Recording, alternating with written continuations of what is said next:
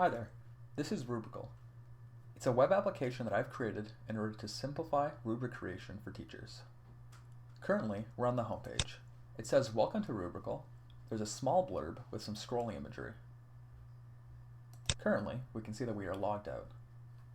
The nav bar shows About, My Rubrics, Create a Rubric, Community Rubrics, and then the option to register and log in. The homepage is accessible even though we're logged out. The About page is also fully accessible when we're logged out. My Rubrics and Create a Rubric both aren't, however. We can see that when we try to access either one, we get redirected to the login screen. I was initially going to make it so that logged out users could still create rubrics, but I felt that that removed a sense of community that I wanted to establish in this site, so I tied all rubrics to a logged in user. The Community Rubrics page, however, is accessible by logged out users. Here we can see 3 publicly accessible rubrics: Basic Python, Copy of Rubric, and Peter's Grade 9 rubric. Like I said earlier, these are all publicly accessible rubrics, so it's kind of a big bag of all rubrics on this site. This one is College and Computer Science, while this one is Grade 9 in English. If I just wanted English, I could click on the English filter on the left-hand side underneath Subjects. This gives me only English rubrics. If I uncheck this, and I only want Computer Science rubrics, I can click on Computer Science. I can also sort by upvote, name, and date created. The upvote is the total rating in the top right-hand corner of this rubric. So if I wanted to go low-high instead of high-low, we can see that it's swapped order to go from lowest to highest. Let's go to this Basic Python rubric. Guests can view any public rubric that they wish. However, some features, even on this page, are locked out. For example, voting on the rubric requires an account. Attempting to do so gives you this bubble that says you must be logged in to use this feature. The same applies for if you press the Copy button. However, there is an Export button that guests can partake in. You have 3 options: Excel, PDF, and Print. Let's choose Excel.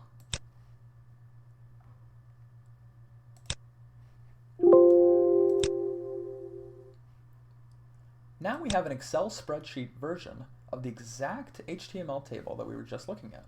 This is perfect for if you wanted to do some other type of modification outside of the web application.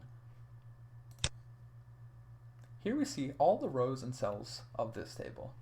So we know that functionality and poor means that the program did not work. And testing and good means that the test plan and evidence of testing were thorough. So, these are all the logged out guest accessibilities. Let's create an account. We're going to name it new user at account.com.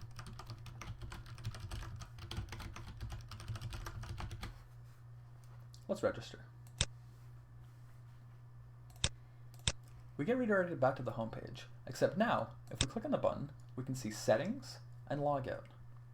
Let's click on Settings.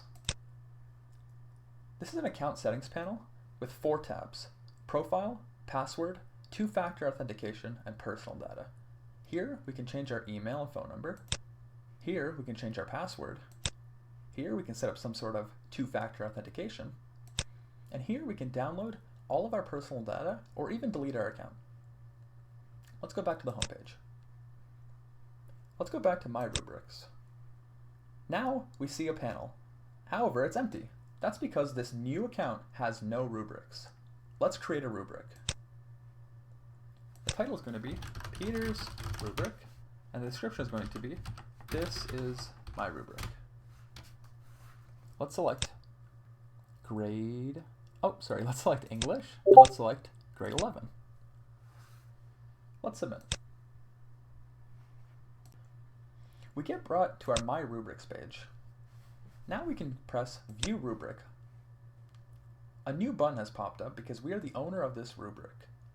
It's an edit button. If we click it, we can see that add row appears, add column appears, a privacy selection, and a delete rubric button. We want a rubric that is 5 by 4. So let's do 5 rows down and 4 columns across. This actually saves progress as you go. So if we refresh the page right now, it would remember that. Let's go edit, so we can edit the contents of the cell and start putting in some information. I filled in some data for this rubric. We can see the columns are labeled above average, average, below average, and the rows are labeled functionality, hypothesis, questions, and grammar. You can name these whatever you like and put whatever content you like on the inside. But this is what we would grade our rubric based off of. So now we can select public in the privacy dropdown. If we go to community rubrics, we can see that our rubric is now here. Peter's rubric, grade 11 English, with our description and our rating. So other users can now come and rate our rubrics. Now that we're logged in, I'll demonstrate that.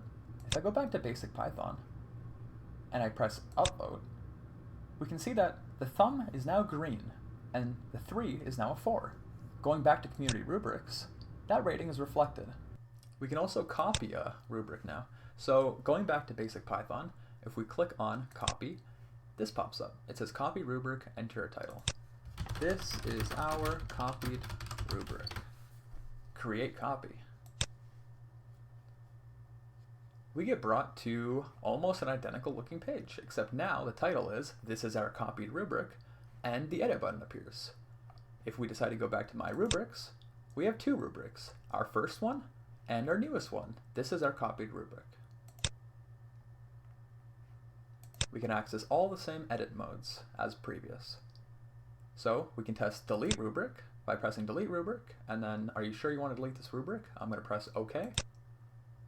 And as you can see, it is gone. I'm also going to demonstrate switching a rubric to private. So we go back to Peter's rubric. In the dropdown, click on private.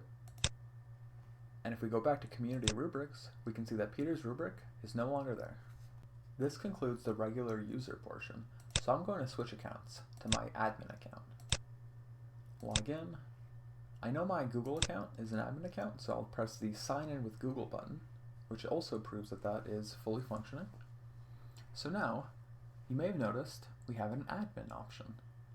In selecting it, we get to the admin control panel. On the left-hand side, we see a list of users, and on the right-hand side, we see a list of subjects. All of these users are the currently signed up users for the website. There is an admin column distinguishing whether or not they are an admin, and there is a delete column distinguishing whether or not we want to delete them. So we're going to go up to our previously created account. This is new user at account.com, and we'll press the delete button. So as you can see, it is gone, and we will test that later. And moving on to subjects, let's say we want to edit French. So we press edit next to French, subject name. So instead of French, we're going to say language of French, and the study of French will say the study of French, comma, my favorite language. And if we press save, we can see that the French subject was edited successfully. And let's say we no longer want French, we can press delete. Now French is gone out of the subjects. And if we say, hey, no, we want French back, we just toss French here and say the study of French. Create. And there it is at the bottom. So these are the executive commands of an administrator. So something else admins can do is that they can delete community rubrics that they might consider harmful or spam. So for example, one of these 4 rubrics is just called copy of rubric, and it has a rating of -2. So this is something that's been downvoted by other users. So an admin might see this, click on view rubric, and because we're on an admin account, we see the option to delete rubric. So this has been accidentally made public. It's just simply a copy of another public rubric. It's been downvoted accordingly, and now an admin can go, press delete rubric, and it says, are you sure you want to delete this rubric? We're going to press OK. And going back to community rubrics, we can see. So something else I wanted to demonstrate was that that account we deleted earlier is now gone. So if we go and we log out and we try to log back in as the previously deleted account, we should see invalid login attempt. So there it is. That's proof of form validation, and it's also proving the fact that that user is no longer there based on the fact that we've deleted it in the past. Thank you so much for watching this video about Rubrical. I hope you get a chance to use it in the future, and let me know what you think.